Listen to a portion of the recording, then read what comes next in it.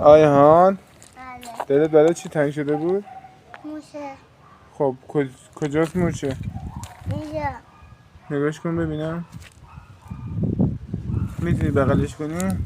نه. چرا؟ گوزم میگه. نه موچه نانه. بذار. بگیرش نترس. دیدی؟ کازش کنه. میگم. بزنگیه. منو ببین کازت گرفت. آره. ببینم دستتو.